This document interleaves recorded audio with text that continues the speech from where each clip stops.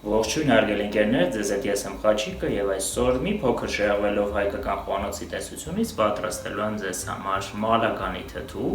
ասեմ, որ երբեմն հայկական խոհանոցի ուղուց ես շեղվելու եմ, քանի որ ինքներդ գիտեք, որ հիմա թթուների պահածոների ժամանակահատվածն է եւ հետեւաբար այդ ժամանակահատվածը պետք է օգտագործել ճիշտ, պետք է կիսվել ձեզ հետ մի շարք հետաքրքիր թթուների մարինադների բաղադրատոմսերով եւ այսօր արդեն ասեցի պատրաստում ենք մալականի թթու։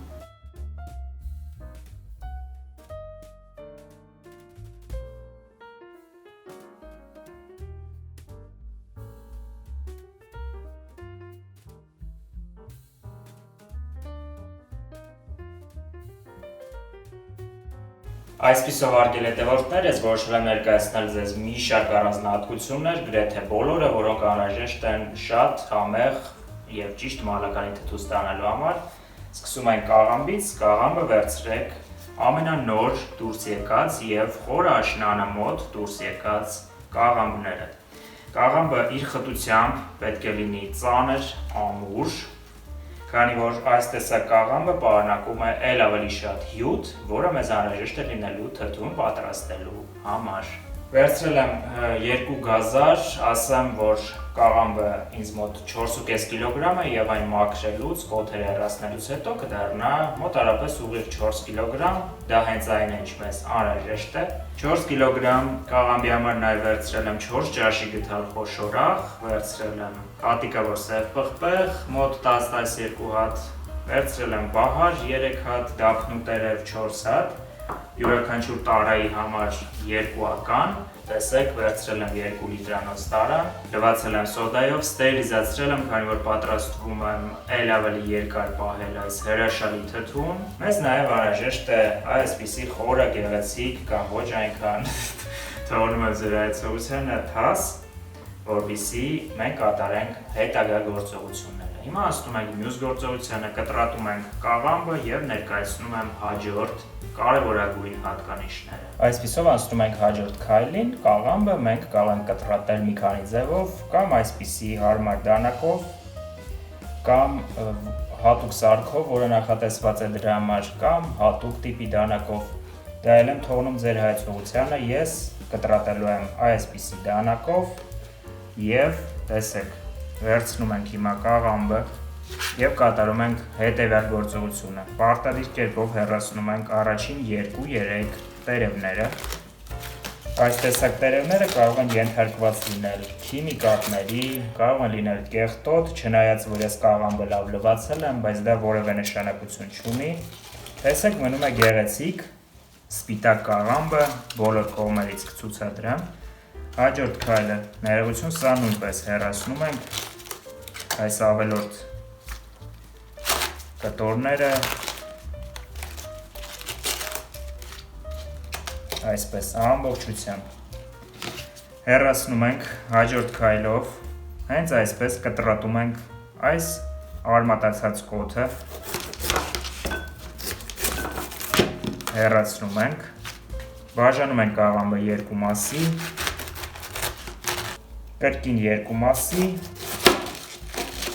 եւ այսպես շատ բարակ կտրատում ենք դանակով, որքան հնարավոր է բարակ։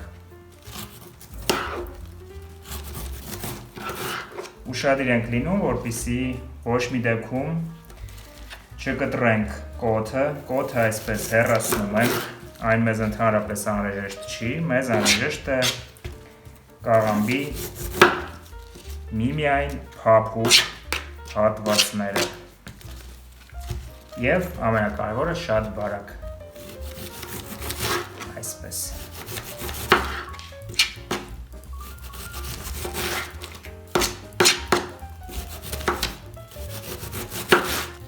Այսպես կտրատում ենք եւ լցնում ենք այս մեծ թասի մեջ։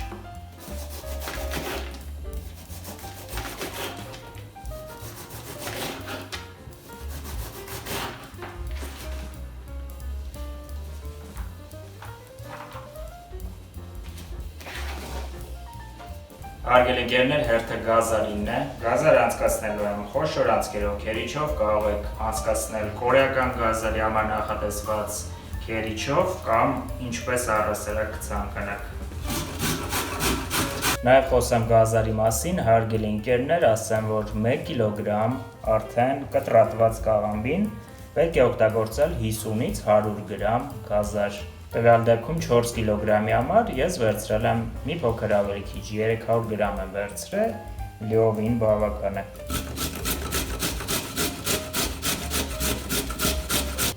Այսպես, առայժմ դնում ենք գազարը մի կողմի վրա։ Տեսեք, թե որքան գեղեցիկ կտրատված կաղամբ ենք ստացել, հրաշալի է։ Եվ հերթը համեմունքներին է 1 կիլոգրամ կտրատված կաղամբի համար մեզ անհրաժեշտ է լինելու 3-ից 4 հատիկ կամ 5 հատիկ, հատիկը որ սև պղպեղ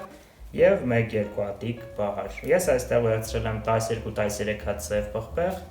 3 հատ բահար, լիովին բավական է, լցնում ենք։ Դափն ու տերևը ես առայժմ չեմ ավելացնելու, այն կավելացնեմ միանգամից տարաների մեջ։ Եվ այստեղ միանգամից ավելացնում եմ 4 ճաշի գթալ աղ։ 1 կիլոգրամ կաղամբի համար առհասարակ օգտագործվում է 1 ոչ լիքը ճաշի գթալ անպայման խոշոր աղ։ Ավելացրեցինք եւ հիմա այսպես սկսում ենք թեթևակի այսպես շոյելով կաղամբը խառնել։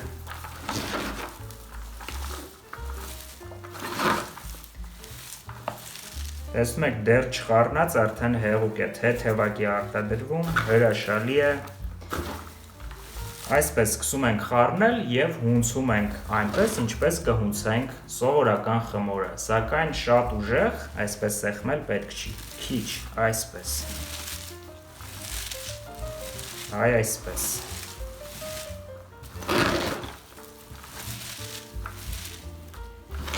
Նորից վերցնում ենք ներքևից վերև, զգուշորեն, այսպես,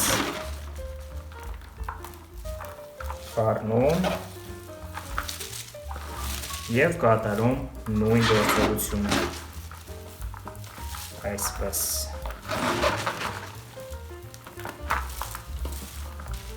Այս տեսակ թթուն ես պատրաստելու եմ առանց որևէ ավելորդ կաթիլ ջրի, այն պատրաստվելու է սեփական հյութի հիման վրա, սեփական հյութով, որը հիմա արդեն արտադրվում է, դուք տեսնում եք։ Շարունակում ենք այսպես խառնել ներքևից վերև, որպեսզի ամբողջությամբ կաղամբը փափկի, աղը տարածվի ամբողջ կաղամբով մեկ, շատ է մի փոքր 4 կիլոգրամ, պետք է լինենք ուշադիր։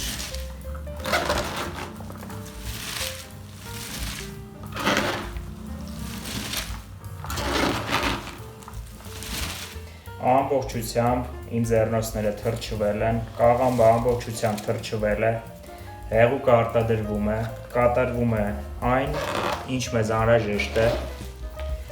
Շարունակում ենք նորից խառնելով հունցել։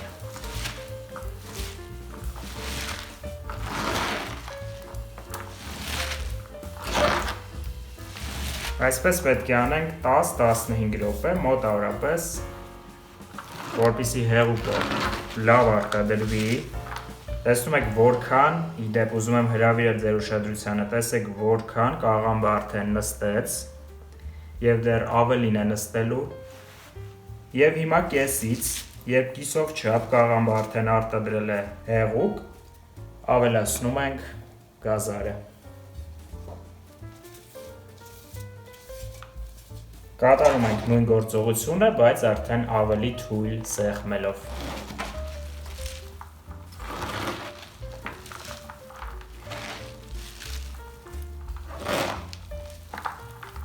Գազարը ամբողջությամբ պետք է խառնվի կաղամբի հետ։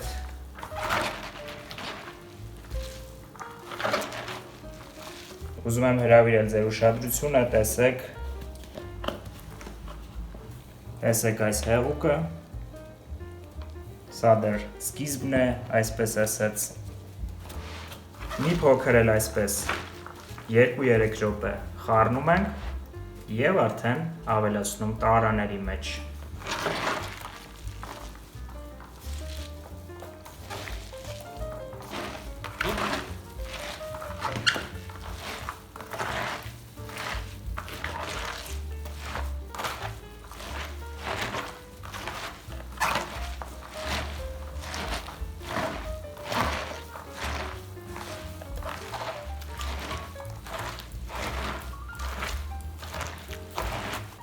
Հարգելի ընկերներ, մեզ մնացել է վերջին գործողությունը, այստեղ մենք ունենք երկու տարբերակ, կամ կարող ենք թթվեցնել միանգամից տարաների մեջ, կամ կարող ենք ավելացնել, լցնել ուրիշ կաթսայի մեջ և թթվեցնել կաթսայի մեջ, հետո տեղափոխել տարաների մեջ։ Հիմա վերցնում ենք թթուն և ավելացնում տարաների մեջ։ Մոտավորապես կեսից ավելացնում ենք 2 փոքր դափնու տերև, շարունակում ենք լցնելը,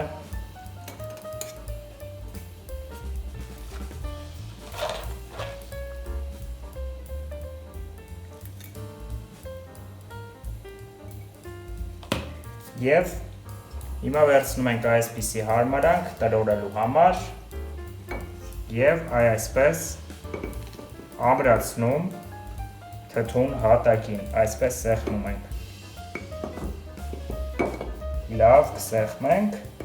այսպես, և կշարունակենք նույն գործողությունը։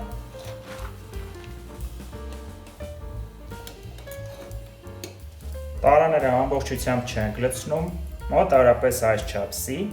քանի որ ընթացքում թթվելու ժամանակահատվածում թթունը արտադրելու է մեծ քանակությամբ հեղուկ և ամբողջությամբ ծածկելու է տարան։ Այսպես մի փոքր էլ կավելացնենք,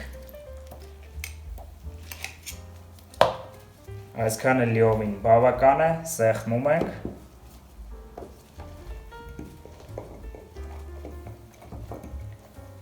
Եվ վերջ, առաջին տարան պատրաստ է, երկու բառով խոսեմ շաքարավազի մասին։ Շաքարավազը ընդամենը կատարում է այստեղ այն գործողությունը, որ արագացնում է թթվեցնելու պրոցեսը։ Հետևաբար օրիգինալ բաղադրատոմսի մեջ չկա շաքարավազ և ես նույնպես այն չեմ ավելացնի։ Սա դնում ենք առայժմ մի կողմում և նույն գործողությունը կատարում ենք մյուս տարայի հետ։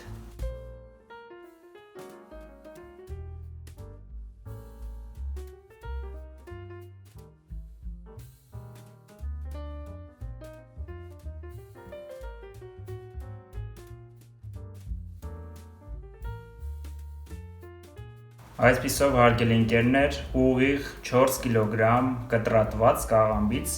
և գազարից մենք ստացանք 2 հատ 2 լիտրանոց տարայով մալականի թթու, որը հետագայում պետք է դառնա մալականի թթու, իսկ դառնում է այն թթու առնվազն 3 օրվա ընթացքում կապված սենյակում կամ տանը ջերմաստիճանից, եթե ջերմաստիճանը բարձր է, թթվեցման պրոցեսը տեղի է ունենում էլ ավելի արագ և էլ ավելի շուտ։ Նաև ուզում եմ ընդգծել, որ մենք անպայման տարաների բերյանը պետք է փակենք կամ կտորով, կամ այսպես կապրոնով ծածկենք ընդամենը թեթևակի։ Հատակին պետք է դնենք խորը ափսե, քանի որ թթվելու ժամանակահատվածում հեղուկը, որը պարտադիր կերպով արտադրվելու է,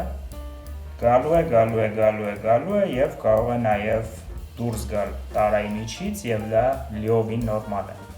Հաջորդ կարևորագույն կանոնը յուրաքանչյուր օր 3 օրվա ընթացքում վերցնում ենք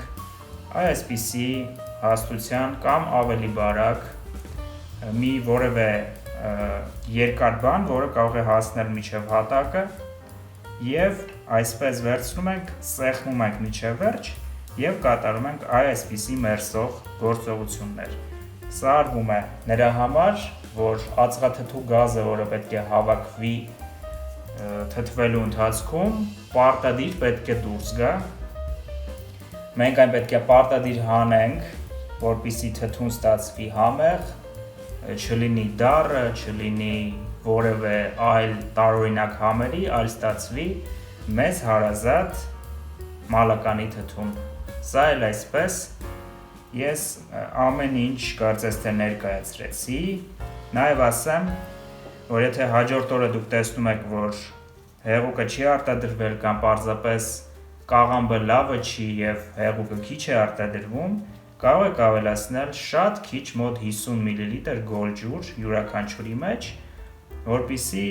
հեղուկը արտադրվի և կատարվի թթվեցման պրոցեսը։ Իսկ ես իմ կողմից կավելացնեմ այս հեղուկը, կարող եմ չավելացնել, կարող եմ ավելացնել։ Ես կավելացնեմ յուրաքանչյուրի վրա մի փոքր, այսպես, և այսքանը հարգելի ընկերներ, մալականի թթուն 3 օրից կհանձնեմ ձեր դատին արդեն պատրաստի վիճակում, այժմ կծածկենք և կթողնենք, որ հանգիստ սեփական հյութի մեջ այս անչափ համեղ թթուն թթվի և վայելենք։ Ձեզ հետ ես էի Խաչիկը, մենք կհանդիպենք արդեն հայկական խոհանոցի շրջանակներում։ Ես շատ ուրախ կլինեմ, եթե դուք այս տեսանյութը դիտեք սկզբից մինչև վերջ, քանի որ ինչպես ինքներդ նկատեցիք, այն լի է բազմաթիվ կարևոր ինֆորմացիաներով, որը կապված է թթվի հետ, դրա դեպքում մալականի թթվի հետ։ Շնորհակալություն, որ հետևում եք ինձ, մինչ նոր հանդիպում։